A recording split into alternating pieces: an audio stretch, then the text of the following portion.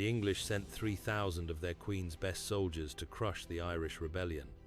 They marched into the mountains, expecting a clean victory, but in one day, a hidden warlord and a narrow valley would devour over a quarter of their force and humiliate the most powerful empire in the world. The year was 1580, and the conquest of Ireland was stalled in a bloody, expensive quagmire.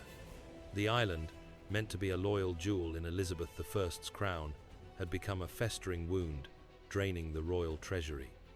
To solve it, Elizabeth chose Arthur Grey, a veteran known for his cold, unyielding will and religious fervor. Grey's appointment was a declaration. The time for diplomacy was over. This was to be a campaign of utter subjugation. Grey arrived in Dublin consumed by political ambition, viewing the Irish resistance not merely as an uprising, but as a vile heresy. This contempt, rooted in his certainty of English supremacy, would prove his undoing. Grey's forces were the cream of the English military establishment, numbering close to 3,000 professional soldiers, a massive army for the time and place. They were equipped with state-of-the-art gunpowder weapons, including the latest matchlock arquebuses, and backed by the rigid discipline of continental-style pike formations.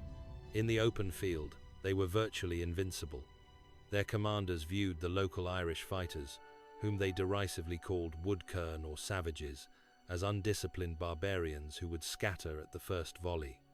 This profound underestimation of their enemy was the fatal flaw in Grey's plan. He believed a single, decisive show of force, a swift expedition into the rebels' heartland, would break their spirit and allow him to return to Dublin a hero. But the Pale had an invisible, unyielding border, the Wicklow Mountains. Rising sharply from the fertile coastal plains, the range was a maze of deep glens, torrential rivers, and forests so dense they choked the Sunday. The English could conquer the plains, but the mountains belonged to a handful of native chieftains who had mastered the art of survival in its shadows. Their leader, the man who stood as the final, absolute barrier to English expansion, was Fiach MacHugh O'Byrne. Fiach was no polished noble. He was a pure hill chieftain, hardened by a lifetime of raids and survival. He was a man defined by his intimate knowledge of the granite, peat, and mist of his domain. To his people, he was the Lord of the Glens, a phantom whose warriors seemed to materialize from the fog and vanish into the rocks. Fiach's primary military strength was not his numbers, but his ability to use the terrain as both a weapon and a fortress. Grey's plan to march his massive, supply-heavy force straight into the mountains was, to Fiach, a gift. It was exactly the kind of predictable, linear movement his style of warfare was designed to destroy. The stage for the massacre was set, and Lord Grey was walking directly into it. Lord Grey was fixated on the Glenmalure Valley. He knew it was Fiach's stronghold. The idea of attacking it was immensely appealing to Grey's ego. Against the advice of local captains who knew the treacherous paths, Grey decided to lead the expedition himself, commanding a column of some 2,500 men, including many of his most valuable officers and the majority of his veterans. The column represented the peak of English military power in Ireland. Their march began with fanfare and confidence, a show of imperial might moving away from the safety of Dublin. Yet, as they moved south, the air changed. The open country gave way to ascending trails, the roads narrowed to paths, and the trees pressed in. The terrain began its slow work of disintegration, forcing the tightly organized companies into long, unwieldy lines, turning their tactical advantage, massed firepower into a crippling liability. The further they went, the more they had to carry. The more they had to carry, the slower they became. The slower they became, the more the silence of the glens weighed on them. They were leaving the civilized world behind and entering a domain governed by different, far more brutal laws. The sun was still high, but the English had already begun to lose. The defense of the glens rested not just on the tactical genius of Fiach MacHugh O'Byrne, but on an impossible political partnership. But to make the trap lethal, Fiach needed more than just a mountain. He needed an ally no one saw coming. On one side was Fiach, the ferocious hill chieftain. On the other was James Eustace, the third Viscount Baltinglass, a scholarly noble whose power came from his deep-seated Catholic faith. This unlikely alliance was the lethal component of the Wicklow resistance.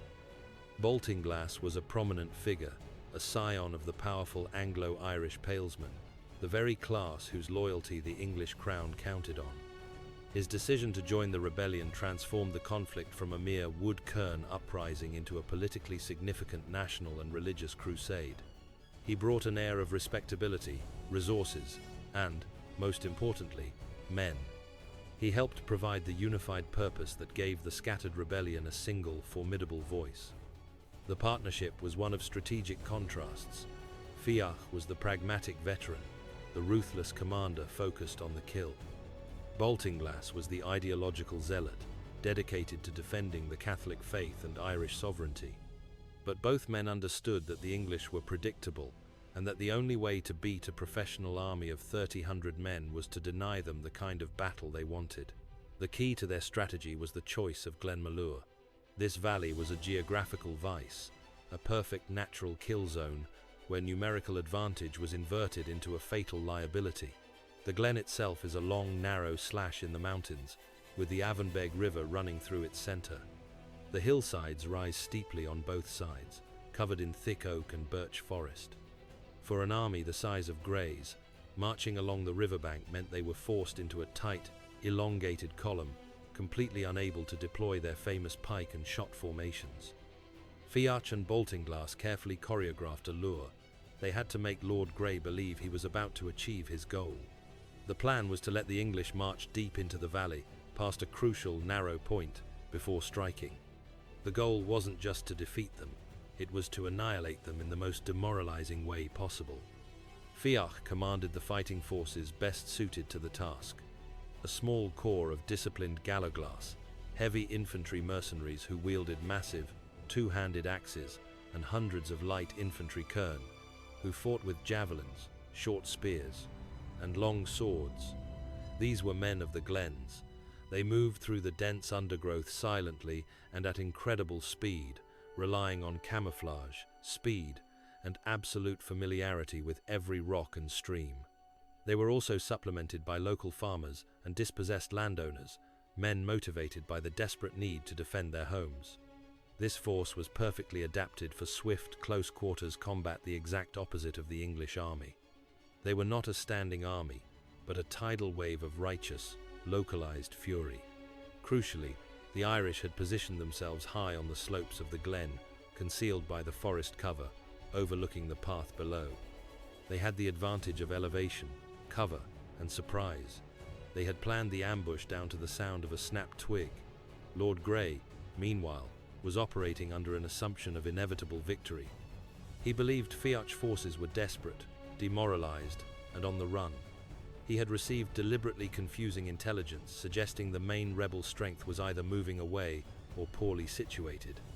His scouts were almost entirely Englishmen, completely incapable of discerning the hidden paths and subtle signs of the Irish movement. Grey had split his forces, sending the main body, led by the experienced Colonel George Moore and Captain Peter Carew, deep into the glen to find the hidden fort they believed held Fiach's family and loot. Lord Grey himself, surrounded by his cavalry and reserves, took up a position further back, believing he was orchestrating the final, sweeping blow of the campaign. This was a costly error of judgment, fueled by his refusal to acknowledge the competence of his enemy. The Irish high on the glens watched the English column snake its way into the valley floor. The target word of Baltinglass and Fiach was patience.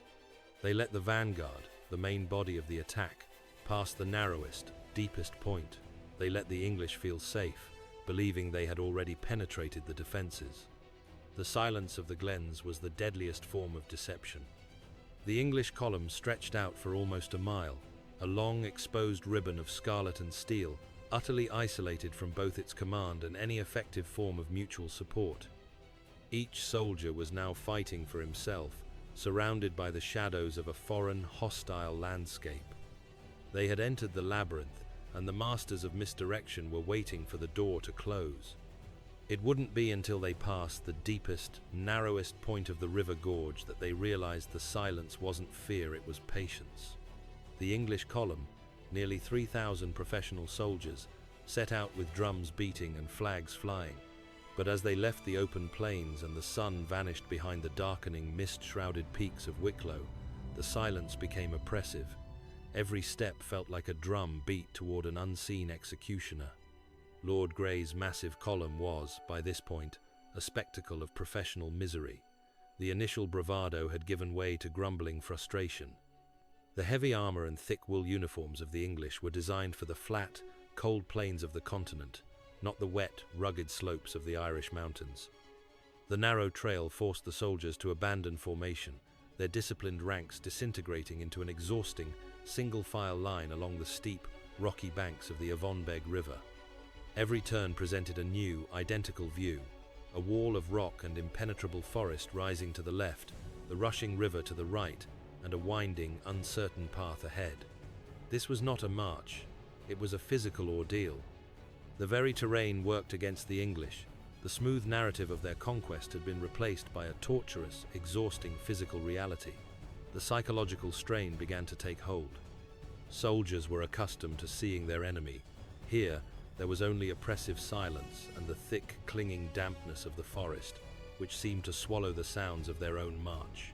The soldiers' anxiety was compounded by their heavy weaponry.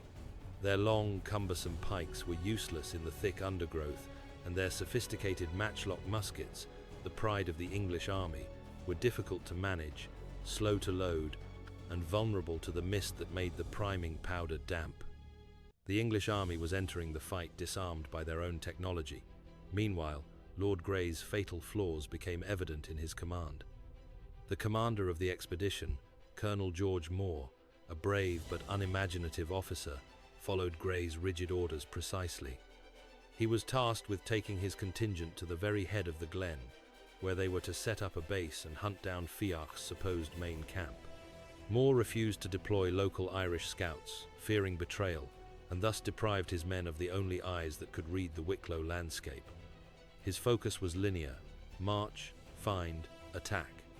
He failed to see the warning signs, the unnaturally silent forest, the carefully placed cairns of stones, the faint scent of peat smoke that the wind carried away almost immediately. Grey, sitting miles back with his reserves, compounded the error. He was convinced that the rebel forces would be so small and demoralized that his van could simply march through them. His contempt blinded him to the possibility of a large, coordinated ambush. As Moore's main force of some 1,500 men continued to press deeper into the glen, they crossed a critical point.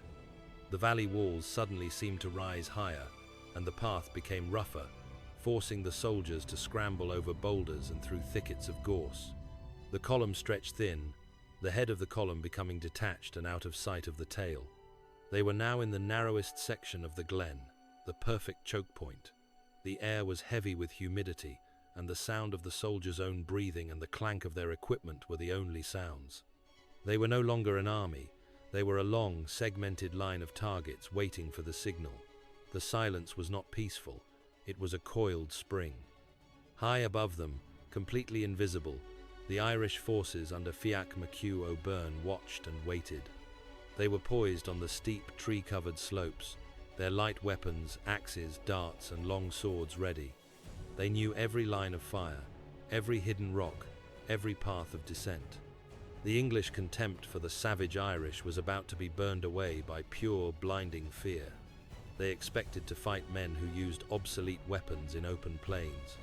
They did not expect to fight the mountain itself, which was about to open up and devour them whole. The glen held its breath. Then, a single, high-pitched war cry ripped through the heavy silence, followed immediately by the rush of hundreds of men descending from the tree line. In an instant, the English formation collapsed into a shrieking knot of confusion. The signal was given not by a trumpet, but by the shattering of the silence, a sudden, unified, terrifying Irish war cry, followed immediately by a torrent of stones, arrows, and javelins launched from the high, dark tree line. Fiach's men had waited until the vanguard was completely past the point of no return, and the main body was in the tightest possible position.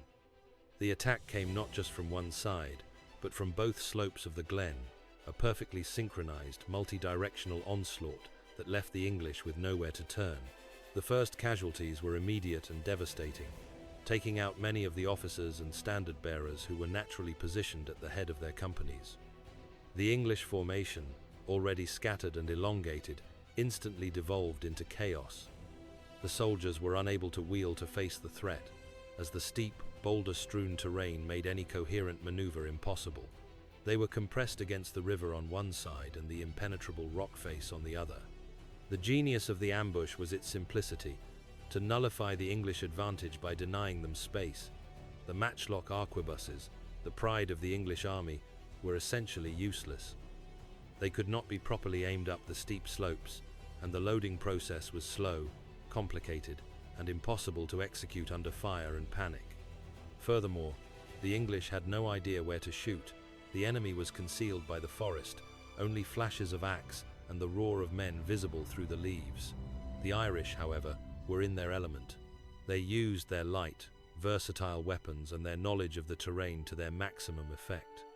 They descended the slopes with uncanny speed, hitting the English line with a ferocious, close-quarters charge that gave the English no time to recover or reform.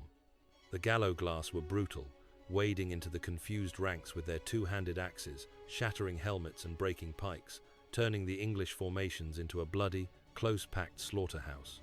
The kerns swarmed around the edges, their long swords cutting into the unprotected flanks of the heavily armored soldiers.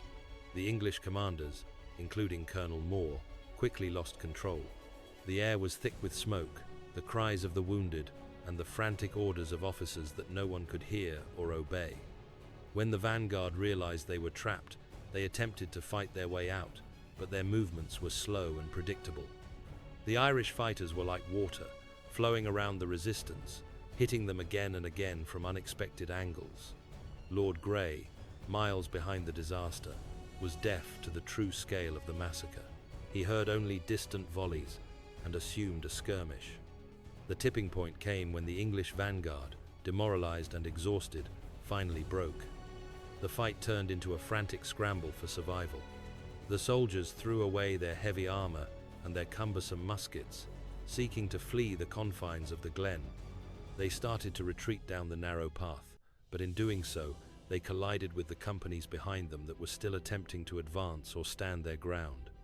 The retreat became a stampede, the soldiers trampling their own wounded, desperate to escape the relentless storm of steel and stone descending from the slopes. The men who had marched in with supreme confidence were now running like deer, chased by the sound of the war cry and the shadow of the axe. The slaughter continued for miles as the English staggered out of the trap. The glen had done its job. It had taken the might of the English crown and reduced it to a panic-stricken mob, ensuring the price of this expedition would be paid not in silver, but in the lifeblood of the Queen's finest officers.